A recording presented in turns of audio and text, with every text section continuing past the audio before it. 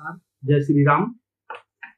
आज हम एक बहुत ही ज्योतिष के बहुत ही महत्वपूर्ण विषय पर बात करेंगे और उस विषय का नाम है भृंगु नंदी नाड़ी।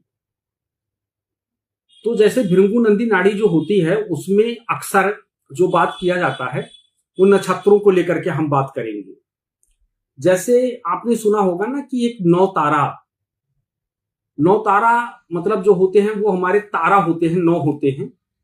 उसके अंदर आपका क्षेम प्रत्यारा, उसके बाद में जो है धन, ये सारी चीजें होती हैं। और हमारे जो नक्षत्र होते हैं वो होते हैं 27 नक्षत्र। ये एक बहुत ही सरल विधि है किसी भी कुंडली का विश्लेषण करना। जैसे सपोज करो आपने किसी की कुंडली खोली और कुंडली खोलने के बाद में सर्वप्रथम आपको ये देखना है, या सामने वाला कह रहा है कि मुझे पत्नी से संबंधित चीजों को लेकर के या व्यापार से संबंधित चीजों को लेकर के मुझे बहुत तकलीफ है या बहुत कष्ट है, तो इसका निवारण कैसे किया जाए। तो आप जब भृंगु नंदी नाड़ी की जब बात करते हैं तो आपको क्या करना है कि आप सबसे पहला नंबर ये देखेंगे कि चंद्रमा आपका कौन से नक्षत्र का है।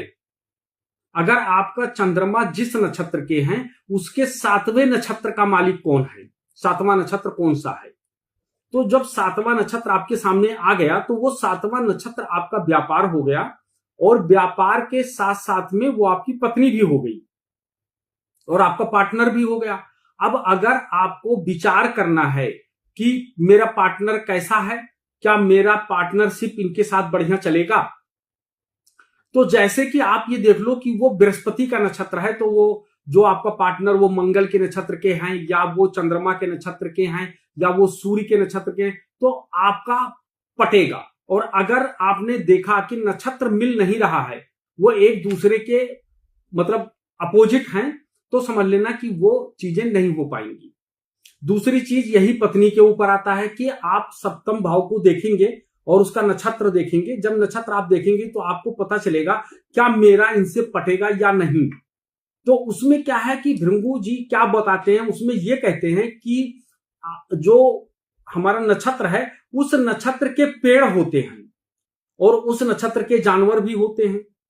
तो आप क्या है कि उस नक्षत्र से संबंधित आप पेड़ लगा सकते हैं या उसके पेड़ की किसी भी उसके ओरा में रहेंगे तो आपको बहुत अच्छा लगेगा। और दूसरी चीज क्या है कि आप उसी नक्षत्र का जानवर भी पाल सकते हैं या उनकी फोटो आप अपने घर में लगा सकते हैं। तो इससे क्या होगा कि आपके सप्तम भाव की जो मतलब दिक्कतें दे रहा था, जो आपको पत्नी को लेकर के प्रॉब्लम हो रही थी,